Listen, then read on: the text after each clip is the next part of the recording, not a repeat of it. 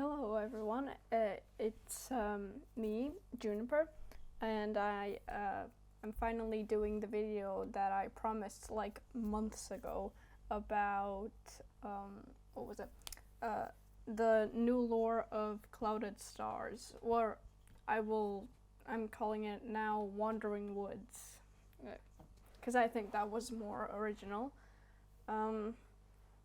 And it's been also a while since I've done a voiceover on a speed paint. I was gonna do like a video where more technical video without a speed paint in the background, but I just wanted to get this video out as fast as I could, so now I'm doing this now.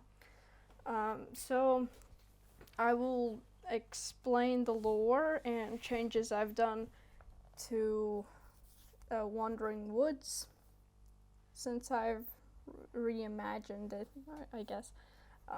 So let's jump into it.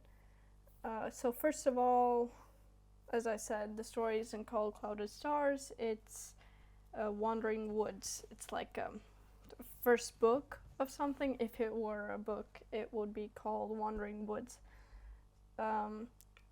I also changed the names of the clans themselves. I made them into colonies because, you know, for not trademark things, but, you know, it gives me a lot more variety to do with the colonies themselves and the lore. So there are in total 5 colonies: a cliff colony, gorge colony, waterfall, taiga, and breeze colony. Each were founded by their respective founders. Well, I like to call them cliff, gorge, waterfall, taiga, and breeze because they aren't really that important to the story, but just I needed to give them names, so I named them that. Each colony have their own traditions that they celebrate, those being like the goldenrod bloom, which I think Cliff Colony celebrates, the carp feast, willow's bloom, berry feast, and lavender's dance. I haven't thought of them that much. I'm not sure how I will fit them into like the story or anything. It's not so fleshed out right now. It's just something I came up with, so I had something to talk about. They decorate themselves for those and their camps for when they're celebrating those traditions. And I think I will make like maybe, yeah, I have made a speed paint for Cliff Colony like camp or territory, but I like to redo it because I'm probably better at drawing backgrounds and stuff right now. So it's and if I redo it, I draw the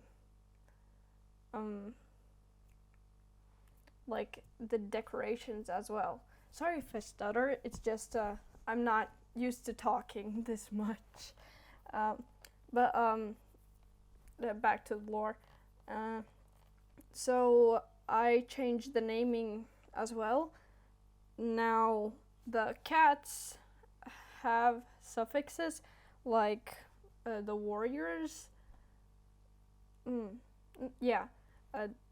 Once a cat is born, they're given a name like Juniper without a suffix, and they are called that until they earn their, well, until they become warriors, so to speak, and then they're given a suffix. But if that cat becomes a leader, they are remove the suffix and add like a title such as Raven the Gracious, for example. Well, and they keep that name until they die or retire. So, and I changed the names of the roles themselves. Like, leaders are now captains. Might have stole that from somewhere, because I came up with these. The script is like months old. And I'm just filming this now, so I'm partly reading the script, but I'm also improvising. So the deputies will be subordinates. Medicine cats are healers. I added a role, a delegate, which basically like a mediator or something. So there aren't exactly warriors. There are mentors, minders, and rangers. The rangers hunt and go on patrols. Mentors teach, and minders are, it's a bit of a silly name, but it's a synonym for keepers or something. They stay in camp and fix dens, take care of kits and stuff like that. Help the medicine healer. Kits are kittens. Apprentices are trainees. Queens are bearers. Elders are now seniors, and she-cats are mollies, because that's a more technical term, I think. So the afterlife is now called Eternal Meadow. You go there when you die, even if you were bad, like a bad cat.